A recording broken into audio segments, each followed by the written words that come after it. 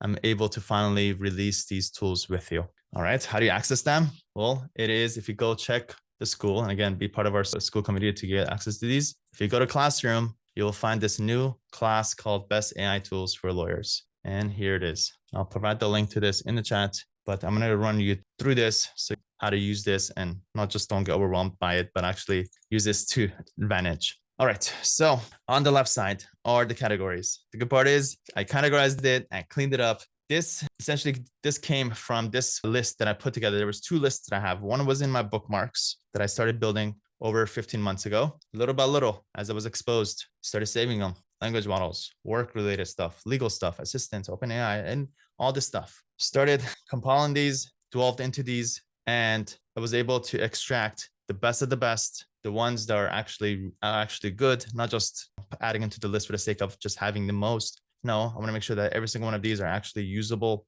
and actually are good. They're all here. It took a lot of time to put these together and collect them and put them here. So please, I hope you get value from these. So I'm going to go through the categories and give me the rundown, preview some of them, share with you what exists, what doesn't, some of the capabilities to know at least that this is supposed to be a resource. It's not something that all of a sudden you go and use all 75 of these. By the way, there's 75 tools that are here, which is crazy. It's just meant to be used as a resource. That means whenever you have that problem or you have that need, that's where you go to the Classroom, you click on this and you're like, hey, I need to optimize my audio. Is there an AI tool that could do that? So it's a resource. So audio enhancements. Let me just share with you what exists. This is Adobe Enhanced Speech is one of the ones that I've actually been using the most. The way that it works is going forward, you never have to worry about your audio quality anymore. Doesn't matter if you didn't record with a microphone or you recorded outside or you recorded on the beach. All you have to do is just drop this video or audio off into Adobe Enhanced Speech, and it will dramatically improve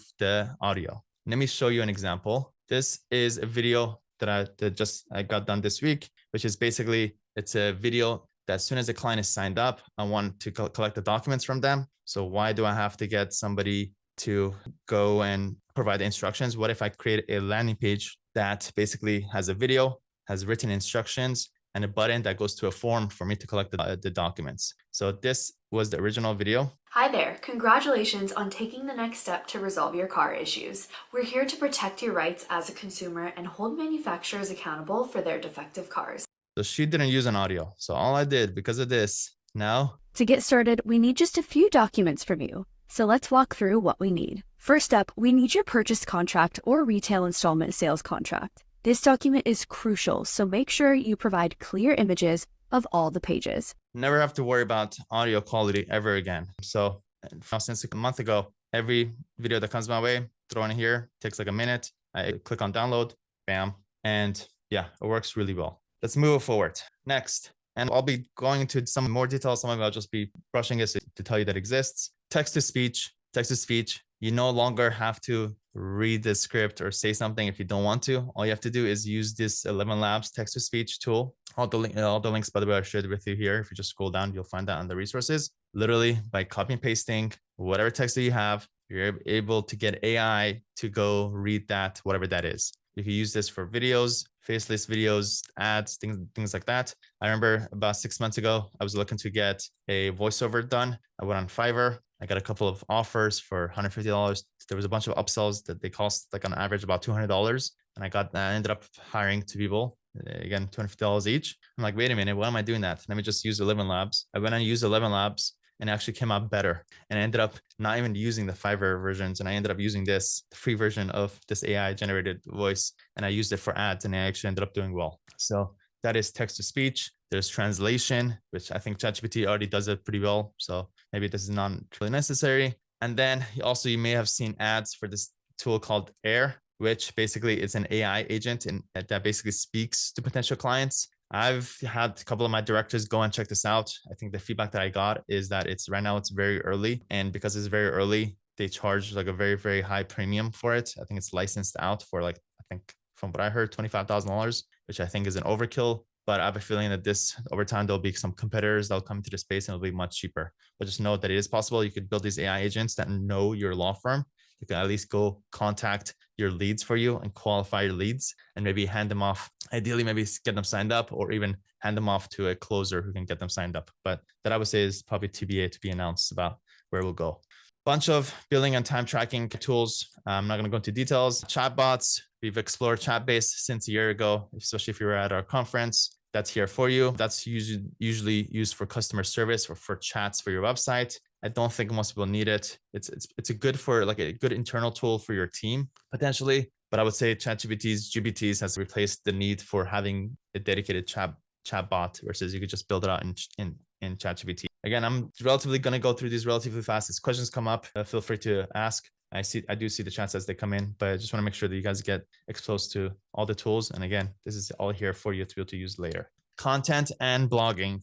And for anybody who's doing SEO, content at scale is the right tool for you. About 4 months ago, we had one of the people from Content at Scale come and do a demo for us. This is what I use for 1 or 2 of my law firms. It works pretty well. So if you're doing SEO, check that out. There's a bunch of other tools, whether it be translators, word AI, detectors, which is spelled wrong, but all that stuff is here for you. Anything that comes with content and blogging. Now, some of the legal related stuff, contract drafting and review, Spellbook, which I'm sure you've probably seen their ads, Henchman, which actually we got a demo at ABA Tech Show, Luminance, Lanch, Brevia, Kira, Robin AI, LexCheck, a lot of different options. I don't have any insight about which is the best one. It seems like to me, Spellbook seems to be like the most popular one. So that is, if you are into contracts and do business law, you might definitely want to request a couple of demos from a couple of these tools. Data extraction. This is huge. This is somewhat my world. I'm somewhat pursuing something in this realm, which is extracting data. Using AI, being able to extract data from particular forms that you have or your client's data. And for that data to be analyzed by AI and something for it to be done or drafted. Sensible, I've done my research, is the best tool for data extraction. I've talked to them. They're a great company. Seems like a right tool. If you're looking to do data extraction, imagine you have car accident reports, or if you're ElevenLabs car repair orders or things like that. It's able to extract that data by uploading it. And now with AI, you're able to automatically draft things. There's also another competitor called Dakugami, and that is those options. Demand letter generation. Demand letters. The most popular one is EvenUp. I heard it's good, but it's a pricey. But I think it's if it was me, I would probably try it out and give it to my best demand writer VA to see how it goes. Give them 30, 60 days and ask them, hey, how much do you think this saves you? How much time does it save you? And based on evaluate if it's worth it or not. And also obviously it depends on the quality. I think with all these AI tools, it's not meant to be used as the final draft. It's supposed to be it's supposed to get you 80% the way there. There are other also competitors. Yeah. And if you do have experience about these, please let me know in the chat so I could share that feedback back to you. Karen says Spellbook is pretty good. Karen, thank you for sharing that. Joe says EvenUp is pretty good. Great. Again, if you're a lawyer, definitely worth at least booking a demo and seeing what the quality is like and what's the value is there. I would assume the value is there. They know what they're doing, right? They're able to price it correctly so that you get value from this. So it's a win-win. File One, Demands AI, Clearbrief, and ProPlaintiff are the 4 companies that I know of that do demand letter generation. Diagramming for maybe potentially for my litigation lawyers. Check out these 3 tools: Visio, Cliffy, eDraw Max, all AI enabled diagramming tools. Check that out. I don't know too much about it, but I know they do exist. Discovery. If you do discovery, EsquireTech seems to be the best tool for that right now. I've heard good things about it. Again, if you do a lot of discoveries, EsquireTech is probably the right option for you to at least get a demo. Again, all the links are here for you. By the way, me and my team took a lot of time to try to add a video demo in here for you, the best video we could find to show you how it works. That's here for you. Again, if you want to go into any of these in detail, that's here for you. And also I was able to pull out what it does, what are the pros, what are the cons, and who's ideal for, all here for you. So you can quickly get a summary if it's the right option for you. And then if it is, I would click on it, explore further, book a demo, and give it a try. With all these tools, I always recommend at least very least book a demo to see what it's like, and then giving it 30, 60 days to evaluate whether you use it or not. If you use it, then the value is 99% there. What else? Document analysis and research. There's a bunch of these tools, but it feels like to me at this point, it seems a little bit too early. But I think the practice and the experience that you get from using these tools, I think is even more important than the potential value that you get right now. So I highly recommend, if you're in these fields, or you need to do a lot of document analysis, things like that, become familiar with these, at least one of these tools, whether it be AI Lawyer, Clearbrief, I've heard a lot about, Legalize, AtLaw, LawDroid. Some of these are probably much better than others. Again, I don't have any particular information about which one's actually good, but with every single one of these, when I did my research to pull it out, there are at least viable options for you. So document analysis and research. And as I'm sharing this with you, maybe take notes on which one you would like to explore deeper, and take some time, maybe schedule some time over the weekend or on Sunday or Monday to dig deeper. Image optimization, the number one best tool for that is Midjourney. I got into Midjourney early, over a year ago. It's a little bit complicated. It requires a demo. You probably have to watch a YouTube video about how to use it. It requires you getting on Discord, and then you have to add yourself to this Discord channel, and then there's a very particular way to use it. If you learn how to do it, it's pretty cool. I used AI images for ads. Sometimes it works, sometimes it doesn't. Just to give you a little representation of these ads, I'll quickly show you. Pretty funky, unique type of images that could sometimes do well. This one, I think, was our top performing ad for ElevenLabs for some time. Pretty funny, et cetera, et cetera. And it can also be used for social media posts, especially obviously for unique and for sending out. And as I said, the third part is it's just fun to be able to be a little creative and come up with these unique settings and unique images. So that is the right tool. That's the right tool for it. There's also text remover. If you want to remove text from a certain image, you can use that tool. Upscaling images. If you have a small image, you would like to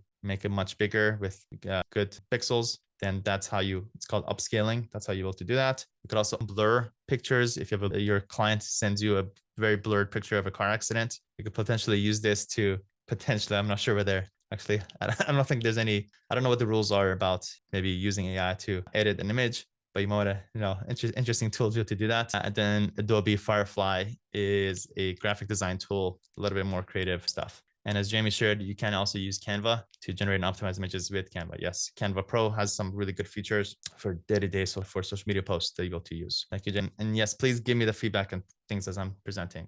For intaking. So this is something that I tried pursuing a year and a half ago. I dropped it because I saw too many people doing it. And I'm like, I don't want to be in this red ocean of people doing it. So with this intaking, the objective is for AI to come and text your leads, to qualify them. And if they qualify, my goal was to get them signed up, and actually went through the motions and actually signed up, I think about 80 clients, 70 to 80 clients that I was able to get signed up with AI. That got transformed. Most of the intake tools these days, it uses AI to be able to text the lead to get them booked on an appointment. So there's a tool called Go High Level, which is the backend of Legal Funnel CRM, which does that. It's not for all practice types. Also, you need to have enough leads for it to make sense. But ideally, if you can use this feature plus your intake manager, then that'll be the right way to do it. So the Legal Funnel CRM does have that capability. There's also a company that apparently does it for calls. Again, it might be one of those air companies where the license might be too expensive, maybe at this point, but just know that does exist. Stephanie says, assuming you have to disclose if any image editing or manipulation. Correct, Stephanie. Yes. If you do manipulate the images, as I was thinking about on top of my head, yeah, you probably have to say, hey, I probably use AI. Yeah, I don't know. It's probably too early to know what the rules are regarding that. But yeah, I would assume so. Language models. The top two right now are ChatGPT 4 and Google Gemini. Both have their pros and cons. I, for the most part, 90% of the time still use ChatGPT 4. However, if I'm looking to do research, I like Google Gemini more for research. So research related stuff, especially if it's tied to current events or current data, I use Google Gemini. Those most likely will be the top tools that you probably use. ChatGPT, obviously a lot of our AI kind of teachings has been based on ChatGPT. Mike Smith got access to Gemini 1.5, which is the most robust language model right now out for beta users. So Mike, if you have any insights about how that's going, let me know. But yeah, if you cannot go wrong with using either ChatGPT or Google Gemini. And I do have both of these. I highly recommend having both of these in your bookmarks. So you're able to quickly access them. Bam, click on it and be able to quickly, as things come up throughout the day, ideally have it open. I have mine open for the most part throughout the day to be able to use at any time. So that's the two top tools. The other ones that you may have heard about is Claude. Claude, what they're known for is usually allowing you to upload and upload like longer documents. So if you have like a 60-page document, Sometimes ChatGPT may have a limitation. Claude has a bigger limit. So Claude is you'll to use Claude. And then there's also another one, Perplexity, that also is another LLM that you're able to use. They'll all have the pros and cons. Again, based on my experience and based on what I use and what I've seen, ChatGPT and Google Gemini is the way to go. And Lena says Perplexity is what we use for research. Very good. And then Garrett also shared this about EsquireTech and Brief Point. Just as an endorsement of Perplexity, I was curious. So I compared EsquireTech to the leading AI discovery tool, BriefPoint. That's it. Nice. And as tools come up,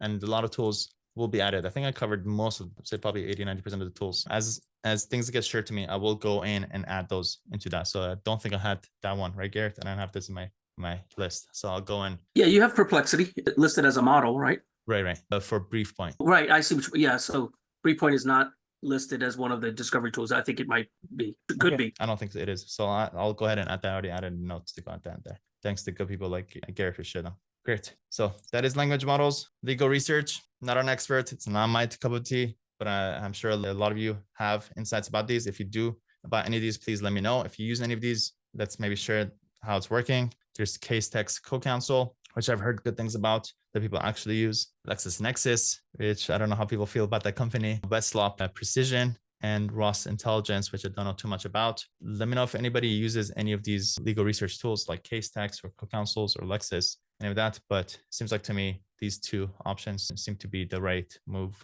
if you're in legal research. Brandon, how's Casetext going? Hey, Sam. Casetext is great. It's really good if you're really starting your legal research and you need a memo on something. It's not like a first-year associate type of a memo, but it's a quick and dirty links to your cases. If you say that you need a ruling from bankruptcy courts about transferring whatever it is, you use it just like you would ChatGPT, give it a lot of information. It boils down your question into a prompt that it can understand. And within probably the longest it's ever taken, I think, is about 8 minutes to get a comprehensive, sometimes it can be as long as 20, 25 pages, where it'll give you a snippet and it'll say, this is responsive because it talks about this specific thing. However, it does not discuss whatever it is.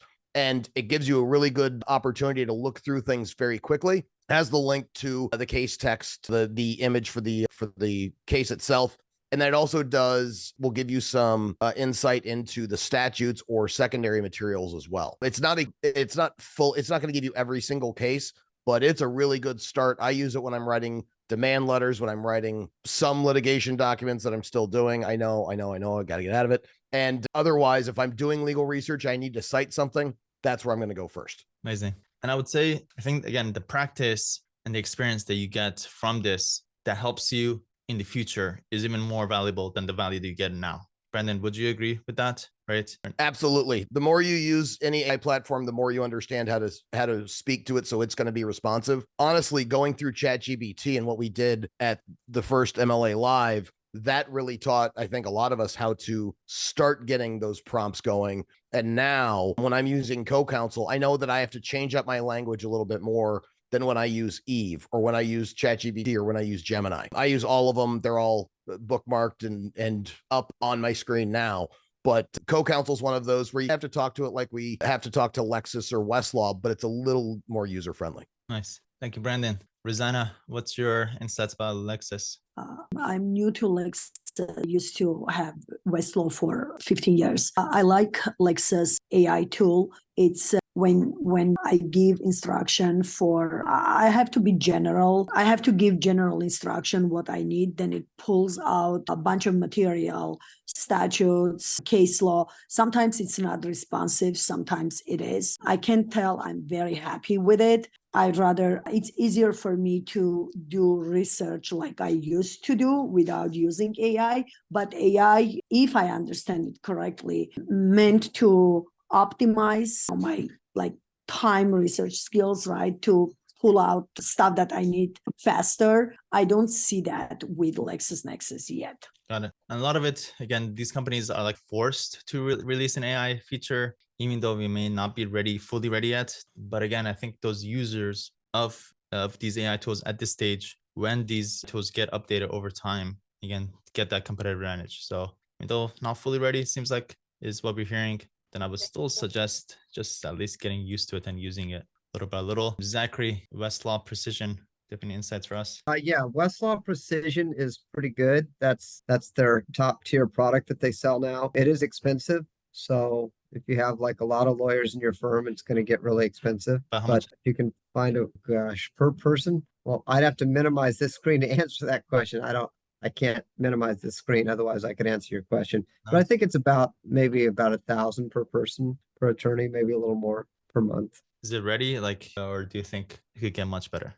I didn't think it was that much better than Westlaw, but my staff thinks it is. So Thank you. Jody said, I demoed case text, but found it limiting for complex litigation practice. It was also expensive. If you pay per user per month and have more than a few attorneys in your firm. Sorry, that was for co-counsel. Okay, so that was co-counsel. So again, limited for complex cases and probably pricey if you have a bunch of firms that need to use it. Also, Garrett shared with us a resource, Westlaw's Practical Law with AI. It's amazing. Nice. Rhonda shared, I hate Lexis, sue them and won. Of their contract, which makes you liable for 10K. It's an adhesion contract and they sue you steadily in Ohio. Check the dockets in Montgomery County, Ohio. They're also called Elsevier. They prey upon small law firms. I like case text. I haven't used co-counsel, which is their AI. Thank you, Rhonda, for that insight. This is the insight that we like having inside of our community. It's not shared anywhere else. Before anybody falls for these vendors and hires these vendors and things like that, we would like to have the competitive edge of whether this is good or not, so we don't get burnt. So thank you for sharing that, Rhonda. Westlaw acquired case tags.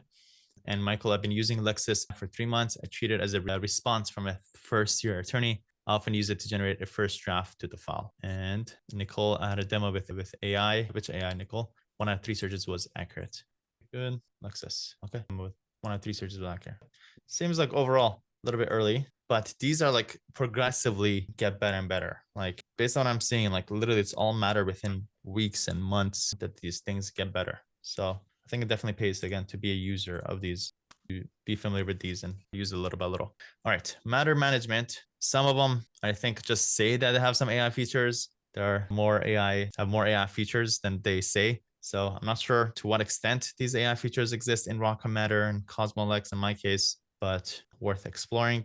I don't have any particular insights. So yeah, that is what it is. Medical summaries. I have a feeling there's probably more tools than what I have here. The one that I know about is Parrot for medical summaries. If there's anybody that does use AI for medical summaries, I might have a feeling I'm missing probably a couple. So that does exist. Medical summaries, predictive analysis, Lex Machina, premonition, and I believe also FileWine also has some AI predictive analysis. That's a really cool one that I'm potentially want to explore myself, where basically you just give AI all your client files and you say, analyze to see what's the value of this case. And it will probably give you a range based on all the history of your past clients. That'd be a pretty cool AI tool. Transcriptions, Otter, very popular one. Descript, Trent. Nobody should have any issues transcribing things or hiring a VA for this. I've seen some people still use a VA for transcriptions. You don't need to. Video production. If you're looking to make an AI clone of yourself, this might be a little bit too